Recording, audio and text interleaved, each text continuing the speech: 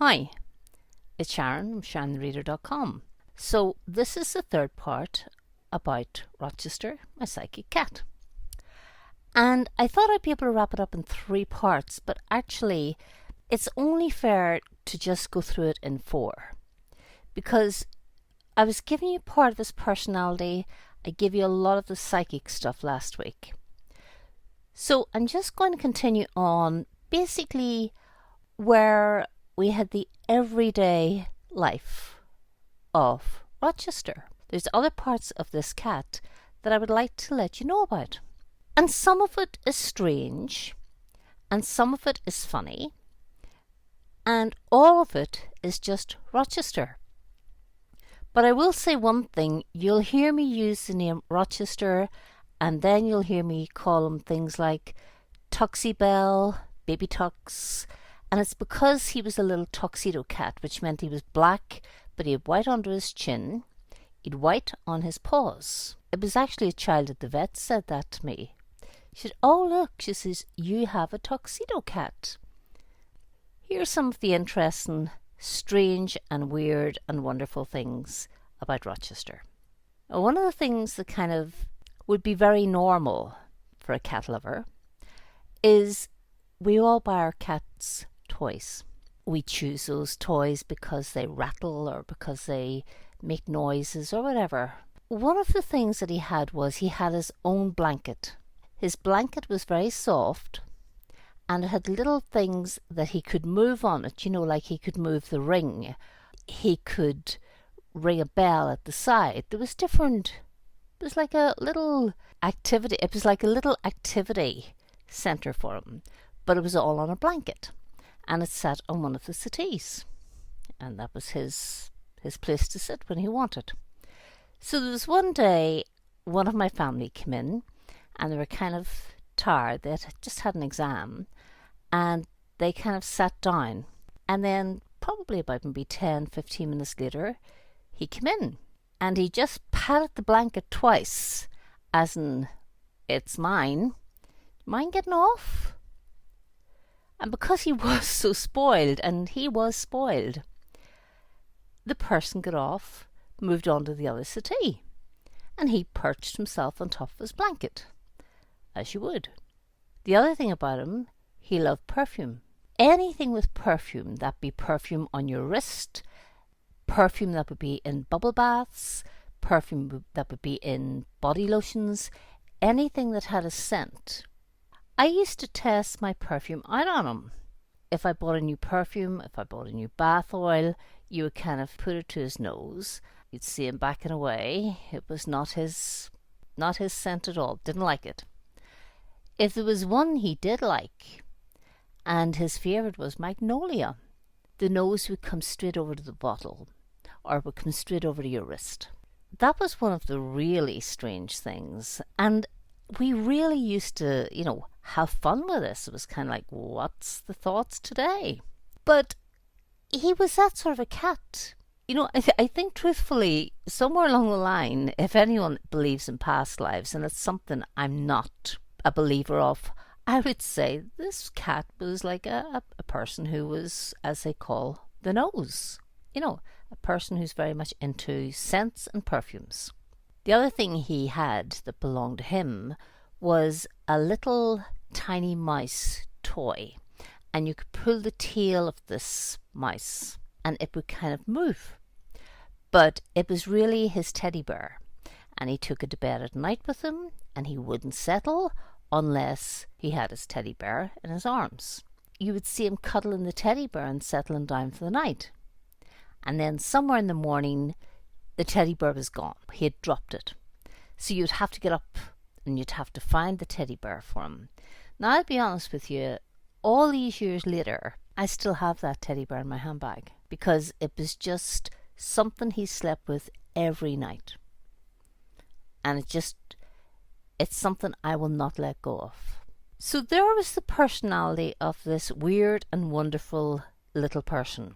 Another thing that he was, and this you're going to go, oh no, because I'll tell you, I went, oh no. And it wasn't as easy as that. There was a scream, I think, as well. Across from where I lived at that point, they were taking flats down and they were starting to build houses. And when there's any type of building going on, you'll always find that there's mice. Mice will come out. They'll come out of the long grass and stuff like that there. One of the things that Rochester did, not once, not even once a day, probably 3 times a day. But the first time it happened was kind of like, oh my God, no! And I'm standing on top of a coffee table. And it's, get that away from me. This is petrifying, because I am petrified of mice. Mice remind me of rats. And these little mice, they fitted perfectly in his mouth. And as time went on, because you got this 3 times a day sometimes, there was never a day passed that there wasn't one mouse brought into the house. He would walk past you, and if you were on the computer, or if you were sitting watching TV, he would just stop where you were, and you'd see this little tail coming out of the side of his mouth. So that's how tiny these mice were. We got on top of that pretty easily. We realised that if you went, oh, you're such a great boy, my goodness, isn't that amazing? And all the time you're saying this, he has come in through the cat flap at the front. You're walking towards the back door and you're opening it. And he would just walk out the back door. And then you would hope he had dropped the mouse, and you would take him in and you would close the cat flap so that he couldn't get out to get another one. But I have never seen a cat that was so fond of bringing you, and they always say, if a cat brings you a mouse or a bird in, it's a gift. And it may be a gift. And if you're a cat, you will know this. You're bringing a gift in to your family. However, if you're the family, you mightn't really appreciate that. But having said that, you don't want to hurt their feelings. So you're going to take the mouse without taking it, touching it, or having it too close to you. But you're going to make the right sounds. Like, you're wonderful. That is so thoughtful. Oh, what a big boy you are. You really are a real hunter. But the thing was, these mice, if they could fit into his tiny mouth, and you wouldn't see anything except the tail, how tiny were they? But this is how Rochester passed his afternoons or his evenings. Another thing that he did, and this is kind of psychic and was kind of, to me, very strange, was if you were on a call, and remember I was working on a psychic line doing readings, he would sit on the table where the cards were, because as I said, he loved tarot cards. And he would sit and he would watch you do the reading, and he'd be very interested. And then when the call was coming to an end and you would say something like, I think we're done, or I think we can wrap it up now, and he knew it was coming near the end of the reading, the moment you said goodbye, the cat immediately put his paw up and he would reach over and he would completely disconnect the call. Now, I don't know how any cat would know how to do that, but he knew. And he knew when the reading was coming to an end. These are the things that you live with on a daily basis. So in his own way, there was a personality at work there that was just nothing like I had ever seen in any other cat that I'd ever had. Also, you would never put perfume on a cat, but he always smelled of perfume. So, apart from his blanket, his toys, his teddy bear mouse, his love for mice, his blanket,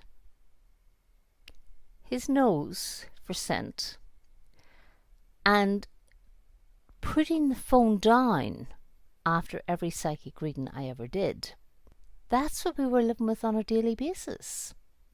And it just became part of normality. And if you're trying to work out the personality of any human being, you watch what they do. And I watched what he did. everything about him. I mean, one of the things was he never killed a mouse. He would just simply drop the mouse outside the door, and that was it. He didn't want to kill a mouse. He just simply wanted to bring it into you. And the mouse would obviously run away. You would take him in, and you give the mouse time to get away. That was the personality of Rochester, or as I called him, my baby Tux. When I give you next week's, I'll give you the adventure of the family, and that was an adventure that he shared with us. But I hope this has given you some insight to what the personality of a cat can really be, or maybe it was just this particular cat. This cat that nobody wanted, that everybody was kind of like, oh my gosh, this is a frightening thing, let's stay away from him. He's dangerous. We don't like him. He's a nobody. To watch that come into being a somebody, and I always apply it to human beings, that when you're allowed to be who you really are, the change is immense. And that's exactly the thing that I'll always remember him by, was the change that took place with this tiny little thing that was so beautiful, that today I would give anything to have one of those days back. Just one of those days. And I never will. But I have the memory. And the memory is beautiful. And that's why his little mouse teddy bear stays in my handbag. So, I hope you are all doing well. I want you to take care of yourselves, take care of each other, and I'll speak again soon. Take care and God bless. Bye.